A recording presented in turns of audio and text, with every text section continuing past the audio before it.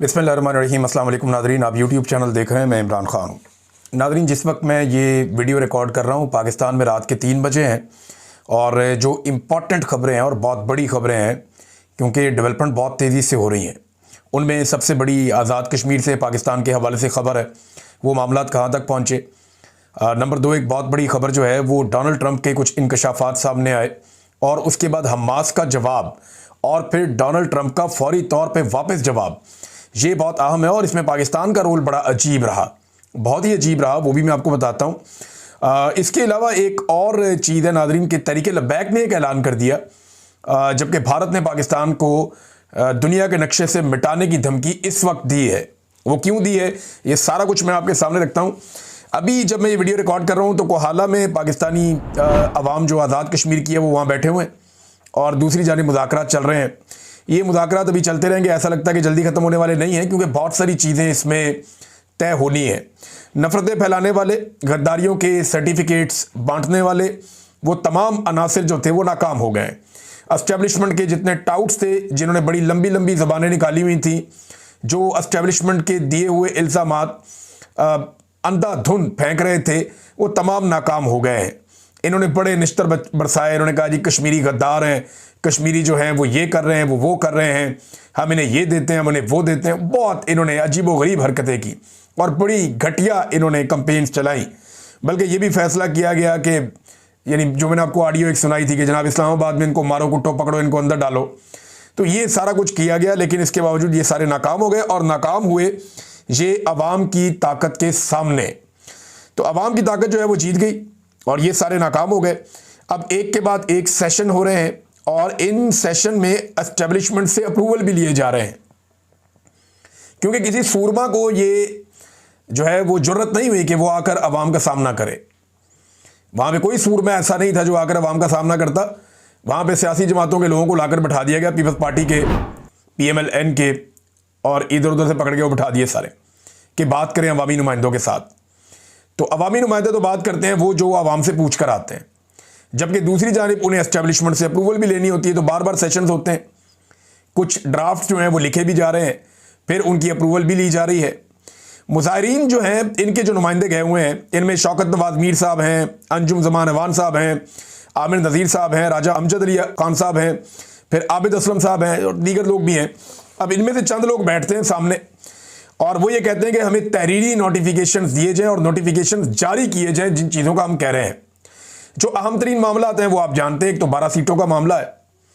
अब ये 12 सीटें क्या ख़त्म कर दी जाएंगी? तो मुझे नहीं लगता ख़त्म होंगी, लेकिन मुझे ये लगता है कि बेअसर हो जाएंगी।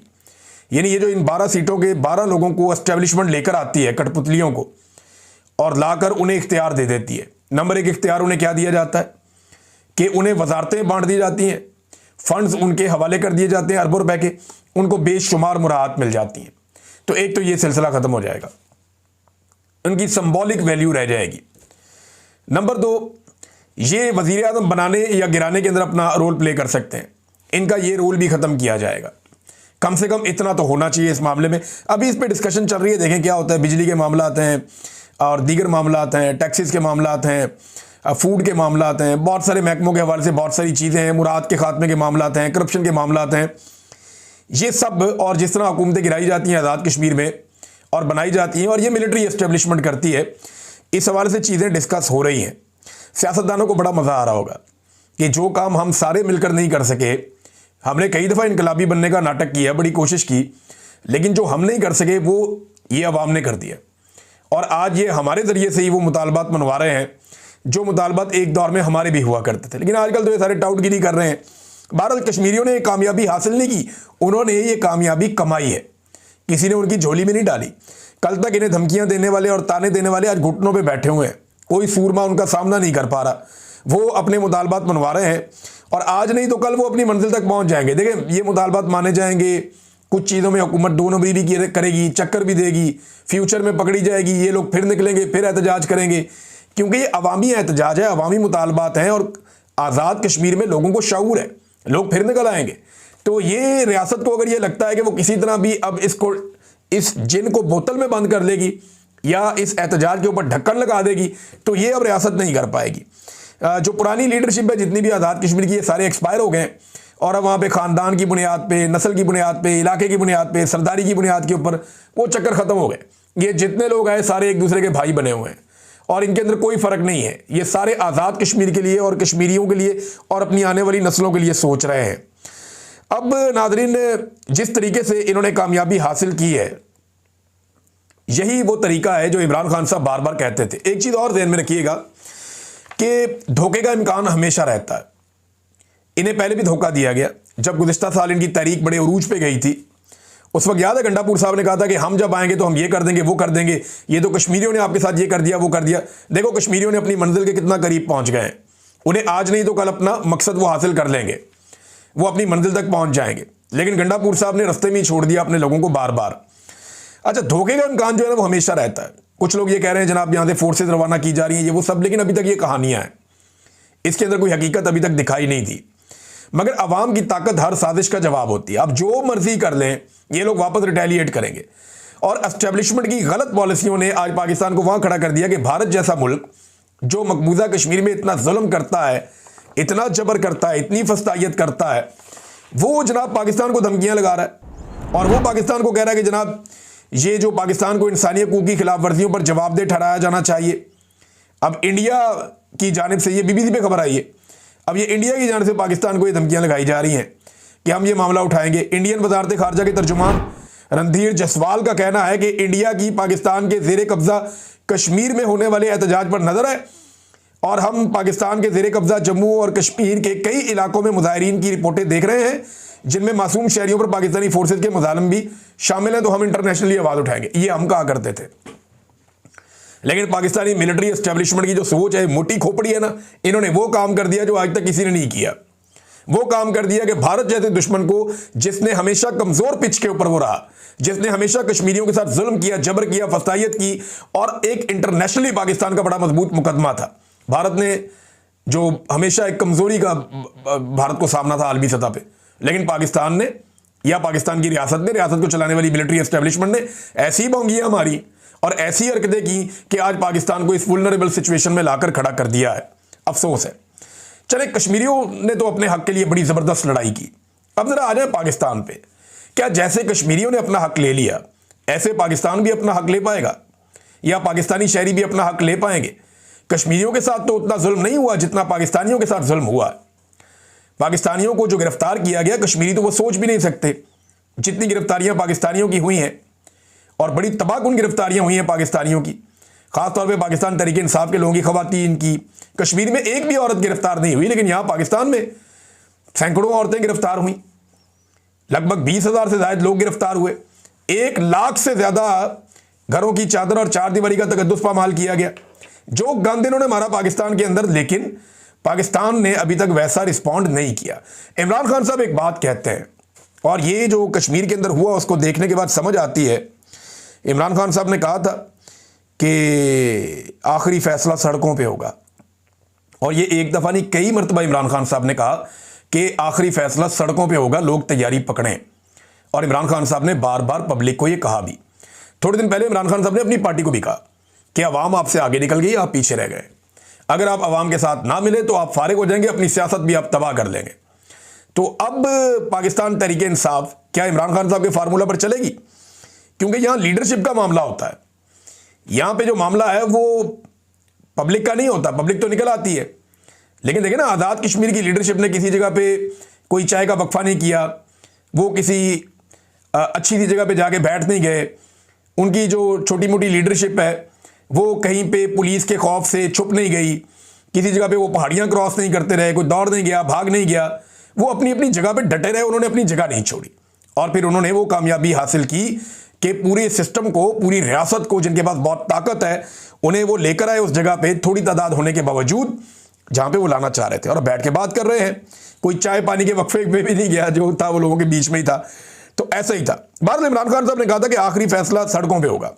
अब इमरान खान साहब कहते हैं कि जिस दिन पाकिस्तान अपना आईनी और जमहूरी हक के लिए बाहर आ गया, आईनी और जमहूरी हक है ना, एस्टेब्लिशमेंट ने कब्जा किया हुआ है पाकिस्तान के निज़ाम के ऊपर, तो जिस दिन पाकिस्तानी बाहर आ गए, ये निज़ाम घुटनों पर बैठकर उन्हें उनका हक वापस करेगा, ये बात तो तय है और ये होना है। जिस दिन पाकिस्तानी बाहर आए ना, तो ये एस्टेब्लिशमेंट और उनका पूरा निज़ाम घुटनों पर बैठ के पाकिस्तानियों को उनका हक वापस अदा करेगा। पाकिस्तानियों को थोड़ा टाइम निकालना पड़ेगा और ये काम करना पड़ेगा। कोई इतना बड़ा काम नहीं है, आपके सामने कश्मीरियों ने बहुत थोड़ी सी तादाद में निकलकर ये काम कर लिया है। अब नाज़रीन, डोनाल्ड ट्रंप और हमास के बीच में एकदम चीज़ें जो हैं वो तब्दील हो गई और आधे घंटे के अंदर हो गई। अभी जब मैं आपसे बात करूं तो इसके आधे घंटे के अंदर अंदर ये चीज़ें हुई हैं। सबसे पहले तो ट्रंप का एक स्टेटमेंट आया और ट्रंप ने मुसलमान मुल्कों को और ख़ास तौर पे पाकिस्तान को एक्सपोज करके रख दिया।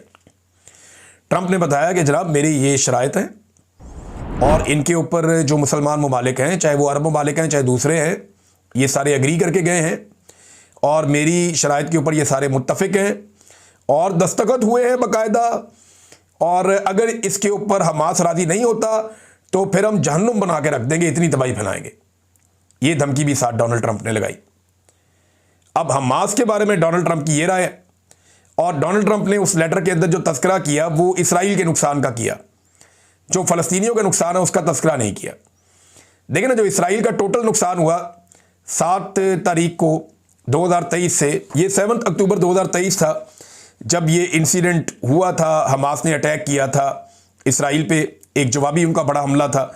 तो जो इसराइल की टोटल हलाकतें हैं वो 1195 हैं, लेकिन अब तक जो फ़लस्तीन का नुकसान है जिसके ऊपर कोई बात नहीं करता वो लगभग 70,000 के करीब लाशें उनकी पहुंचने वाली हैं और उसमें बच्चों की बहुत बड़ी तादाद है, ख़वातीन की बहुत बड़ी तादाद है। लोग वहाँ पे भूखे हैं, वहाँ पे इमदाद नहीं जाने दी जा रही, लोग बीमार हैं, वहाँ पे अद्वियात नहीं जाने दी जा रही, लोग पीने के पानी के लिए, हत्ता के खाने के लिए बहुत तरसते हैं, बहुत परेशान हैं, ग़िज़ाई किल्लत का शिकार है उनके बच्चे। ये जुल्म तो किसी खाते में लिया ही नहीं जा रहा, इसके बारे में बात ही नहीं की जा रही। लेकिन डोनाल्ड ट्रंप ने कहा कि जहन्नुम बना के रख देंगे, ऐसी तबाही फेरेंगे, अगर हमारी बात ना मानी गई हम इस तरीके से या उस तरीके से यहाँ पे अमन कायम करेंगे। अब ये जनाब डोनाल्ड ट्रंप ने कहा। दूसरी जानिब अमेरिका जो है वो हथियार भी प्रोवाइड कर रहा है इसराइल को। लेकिन एक बात उन्होंने कंफर्म कर दी, डार साहब ने कहा ना, डार साहब ये कहते हैं कि शहबाज शरीफ साहब ट्रैवल कर रहे थे, सफ़र कर रहे थे, लिहाजा शहबाज शरीफ साहब ने डोनाल्ड ट्रंप का मुसव्वदा देखे बगैर ही उनकी तारीफों के पुल बांध दिए। ये डार साहब की बात अगर सही मान ले तो पाकिस्तान का वज़ीर आज़म इंतहाई गैर जिम्मेदार आदमी है कि जिसने ये जाने बगैर कि उसने क्या कहा उसके ऊपर जनाब वो कर दिया। और उन्होंने कहा जी जो हमारे साथ बात हुई थी वो कुछ और थी और ये मुसव्वदा जो डोनाल्ड ट्रंप लेकर आए ये जाली है, ये वो है ही नहीं। ये डार साहब ने कह दिया। अभी अल जज़ीरा ने, दुनिया भर के अखबारात ने चला दिया। देखते हैं डोनाल्ड ट्रंप इसके ऊपर क्या रिएक्शन देता है। लेकिन देखें शहबाज शरीफ साहब के पास ऑप्शंस क्या हैं। अगर तो ये वो मुसव्वदा नहीं है तो जो मुसव्वदा डिस्कस हुआ था शहबाज शरीफ को चाहिए कि वो मंज़िल आम पर लेकर आए कि हमारे साथ ये बातें तय हुई थी और ये जो बातें आप कर रहे हैं तो नहीं हुई थी। या फिर वो अपनी वो ट्वीट जिसमें उन्होंने तारीफ़ें की थी वो डिलीट कर दें, वो भी डिलीट नहीं कर रहे। या फिर शहबाज शरीफ साहब ये डार वाली बात को दोहराएं और बताएं दुनिया को कि हमारे साथ जनाब ये बातें तय नहीं हुई थी, हमारे साथ कोई, अगर वो मुआहिदा नहीं दिखा सकते, खुफिया रखना है तो वो ये बता दें जनाब के डोनाल्ड ट्रंप के साथ जो हमारी बातचीत तय हुई थी वो ये नहीं थी। ये भी नहीं शहबाज शरीफ साहब कर रहे। तो तीनों में कोई ऑप्शन नहीं ले रहे क्योंकि ट्रंप को गलत कहने की जरूरत ये कभी नहीं कर पाएंगे। ये तो ट्रंप को वहां पे खुशामदे करके आए हैं। देखें ना, जो जूता मिलता है फौरन ये पॉलिश और ब्रश निकाल लेते हैं। भाई कुछ जूता ऐसा भी होता है जो सर पे पड़ जाता है, पॉलिश नहीं करनी होती उसकी। अब इमरान खान जैसे तो नहीं है कि ये डोनाल्ड ट्रंप को जवाब दें। याद है डोनाल्ड ट्रंप ने जब पाकिस्तान के बारे में बातचीत की थी तो इमरान खान साहब ने बाकायदा डोनाल्ड ट्रंप को टिका कर जवाब दिया था और उसके बाद जब इमरान खान की डोनाल्ड ट्रंप से मुलाकात हुई तो डोनाल्ड ट्रंप ने इसके बावजूद इमरान खान साहब की बड़ी इज्जत भी की थी। तो इमरान खान इतना जरूरतमंद आदमी था कि वो डोनाल्ड ट्रंप को भी साफ टिका कर जवाब दे सकता था और सोशल मीडिया पे देता था। लेकिन शहबाज शरीफ साहब जो है वो उस दिन से चुप करके बैठे हुए हैं, वो बात करने के लिए तैयार ही नहीं है। अच्छा नाज़रीन, एक चीज़ और, अभी ये जो हमास वाला और डोनाल्ड ट्रंप वाला है वो मैं थोड़ा यहाँ रोकता हूँ। एक चीज़ मैंने बड़ी ज़रूरी बतानी है आज़ाद कश्मीर में कि वहाँ पे इंटरनेट अभी नहीं खोला गया। उम्मीद है कि किसी नतीजे पे पहुँच जाएंगे दोनों फरीकैन और ये एहतजाज ख़त्म हो जाएगा पुरअमन तरीके से। लेकिन इंटरनेट अभी नहीं खुला क्योंकि पुलिस वालों की कुछ ऐसी मुतनाज़ वीडियोज़ हैं जो मुज़ाहिरीन ने बना ली थी। देखें उनकी बड़ी मार कुटाई, माफ़ी तलाफ़ी की वीडियोज़ हैं, तो इनको मत फैलाएं, मैं आपसे गुजारिश करता हूँ। यही काम सिक्योरिटी इदारे भी करते हैं, वो भी उठा के ले जाते हैं, कपड़े उतार के वीडियोस बना लेते हैं लोगों की। बेशुमार लोगों की उन्होंने वीडियोस बनाई हैं ऐसे, और इससे अवामी नफ़रत बढ़ जाती है। लिहाजा मेरी गुजारिश है कि नफ़रत कम करने की ज़रूरत है और अगर किसी के पास ऐसी कोई वीडियो है तो उसे बिल्कुल पोस्ट मत करें और जो भी इसे पोस्ट करे उसको रिपोर्ट करें, उसका बाइकआउट करें, उसको जो है वो आप अनफॉलो करें, उसको ब्लॉक करें, क्योंकि किसी की तज़हीक मकसद नहीं होना चाहिए, अपना हक लेना मकसद होना चाहिए। लिहाजा जो पुलिस वाले हैं ये रियासत की गलत पॉलिसी की भेंट चढ़े हैं ये आपके भाई हैं, ये आपके करीबी लोग, आपके अपने हमवतन हैं और ये उतने ही पाकिस्तानी हैं जितने हम हैं, लेकिन एस्टेब्लिशमेंट की गलत पॉलिसियों और चंद अफराद के मफादात के लिए ये बेचारे भेंट चढ़ गए और हमारी आपस में लड़ाई हुई है, किसी बार वाले से हम नहीं लड़े, लिहाजा तज़हीक से जो है वो गुरेज किया जाना चाहिए। अब आ जाए नाज़रीन, हमास ने जवाब क्या दिया डोनाल्ड ट्रंप का। हमास ने बड़ा समझदारी वाला जवाब दिया और डोनाल्ड ट्रंप को बांध लिया। हमास का जवाब अगर आप देखें तो आपको पता चलेगा कि वो कितने समझदार हैं। हमास ने कहा कि हम अरब इस्लामी और बैनुल-अक़वामी कोशिशों और अमरीकी सदर की इन कोशिशों की कदर करते हैं जिनमें गज़ा पर जंग के फौरी खात्मे, कैदियों के तबादले, इमदाद की फराहमी, इलाके पर कब्जे की मुखालफत और हमारे अवाम की बेदखली की मुखालफत की बात की गई है। हम इस बात का ऐलान करते हैं कि हम सदर ट्रंप की तजवीज़ में शामिल तबादले के फार्मूले के मुताबिक जो कब्ज़ा करने वाला इसराइल है उसके तमाम जिंदा और शहीद कैदियों की या मारे गए कैदियों की रिहाई पर मुत्तफ़िक हैं, बशर्तिया के तबादले के अमल के लिए मैदान में हालात साजगार हों और हम फौरी तौर पर सालिसों के ज़रिए तफसीलात पर बातचीत के लिए तैयार हैं। यानी हम कैदियों का तबादला करने के लिए रेडी हैं, लेकिन इसके लिए मुज़ाकरात होंगे और जो सालिस बीच में मौजूद हैं उनके ज़रिए से मुज़ाकरात होंगे। हम अपनी इस आमादगी को दोहराते हैं कि गज़ा की पट्टी की इंतज़ामिया को एक ऐसी फ़लस्तीनी जमात के हवाले करें जो आज़ाद अफराद पर मुश्तमिल हो, जो फ़लस्तीनी कौमी इत्तफ़ाक़ राय पर मबनी हो और जिसे अरब और इस्लामी हमायत हासिल हो। जहाँ तक गज़ा की पट्टी और मुस्तकबिल और फ़लस्तीनी अवाम के बुनियादी हकूक़ का ताल्लुक़ है, जैसा कि सदर ट्रंप की तजवीज़ में जिक्र किया गया है, ये एक जामे कौमी मौक़िफ़ से जुड़ा हुआ है और मुतल्लिक़ा बैनुल-अक़वामी क़वानीन और करारदादों की बुनियाद पर ज़ेर बहस आएगा। देखिए, वो ये कह रहे हैं कि ठीक है, हम जंगबंदी के लिए राज़ी हैं, हम कैदी भी छोड़ देते हैं और जो कैदी मर गए वो भी और जो जिंदा हैं वो भी हम आपको बता देते हैं और उनको हम छोड़ देते हैं, लेकिन इसके लिए उन्होंने चंद शराइत रख दी हैं।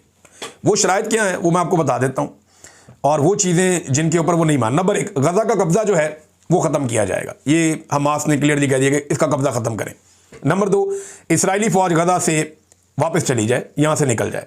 नंबर 3, मुकम्मल जंग बंदी की जाए, यानी फौरी तौर पे बम्बिंग रोक दी जाए, इंसानी इमदाद को फ़ौरन बहाल किया जाए और हमारे लोगों की जो खाना बदोशी या उनकी जो नकल मकानी है उसको रोका जाए। हमारे लोग यहाँ से ज़बरदस्ती नहीं निकाले जाने चाहिए। अच्छा, अब ये शराइत क्या इसराइल कबूल करेगा? मुझे नहीं लगता वो कबूल करेगा।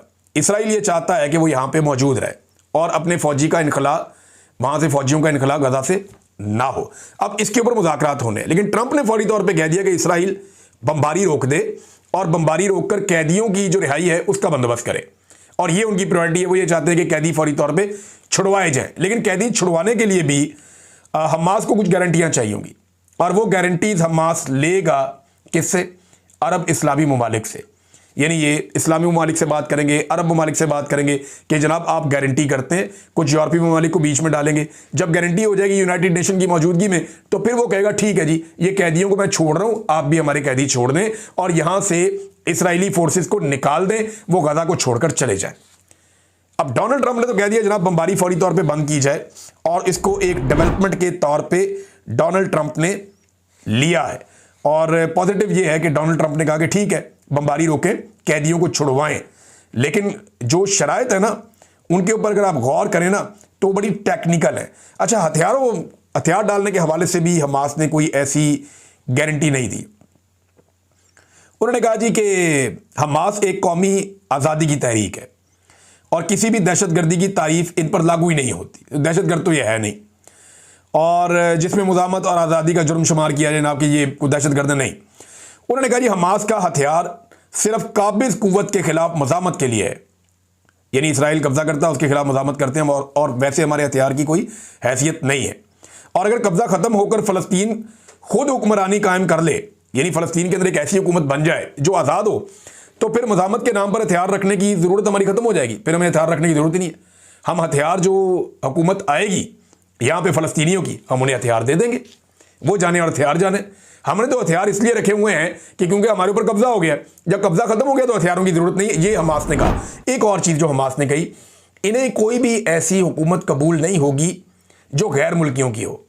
वो ये कहते हैं कि फ़लस्तीनियों की हुकूमत बनाई जाए जिससे अरबों की और मुसलमानों की या इस्लामी ममालिक की हमायत हासिल हो, एक ऐसी हुकूमत बनाई जाए। अब वो जैसे डोनाल्ड ट्रंप कहते हैं कि मैं सरबराह बनूंगा या टॉनी ब्लेयर उसके अंदर एक बड़ा रोल प्ले करेंगे या कुछ और लोग शामिल किए जाएंगे, वो उसमें नहीं मान रहे। वो ये कह रहे हैं जी उसकी ज़रूरत नहीं, वो गैर ज़रूरी है। ये फ़लस्तीनी टेक्नोक्रेट्स के ऊपर आप एक हुकूमत बना दें जो अवाम को काबिल कबूल हो, अरबों को काबिल कबूल हो और मुसलमान ममालिक को काबिल कबूल हो, और जब यहाँ से इसराइल निकल कर चला जाएगा ख़तरात ख़त्म हो जाएंगे, हम हथियार भी डाल देंगे और इन शराइत के ऊपर हम कैदी भी छोड़ने को तैयार हैं। ये हमास ने बड़ा स्मार्ट मूव किया और इसको सराहा जा रहा है। कतर ने, मिस्र ने फ़ौरी तौर पे इसके ऊपर रद्दमल दिया और उन्होंने कहा जी कि ठीक है, बिल्कुल ठीक है, ये बड़ी पॉजिटिव चीज़ है और मुज़ाकरात को यकीनी बनाने के लिए उन्होंने कहा जी हम इक़दामात कर रहे हैं। नाज़रीन, तहरीक लब्बैक बहुत लेट हो गई। उन्होंने एहतजाज का ऐलान किया कि अमरीकी एम्बेसी तक वो एहतजाज करने के लिए जाएंगे, लेकिन अगले जुम्मे का टाइम उन्होंने दे दिया। कल जुम्मा था, अब जो जुम्मा आएगा तब तक का उन्होंने टाइम दिया है।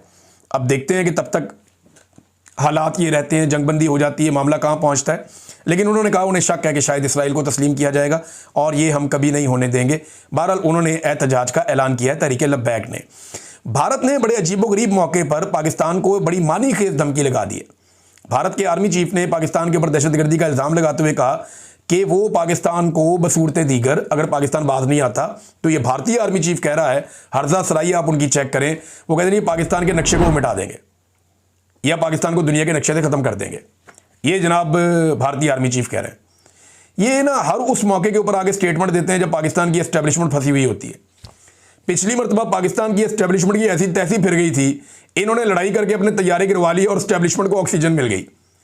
तो इस मरतबा फिर जब एस्टेब्लिशमेंट इसराइल के मामले में फंस गई है, वहां पे कश्मीर के मामले में फंस गई है, तो भारतीय आर्मी चीफ ऐसा लगता है कि भारत के लिए नहीं पाकिस्तान के लिए काम करता है।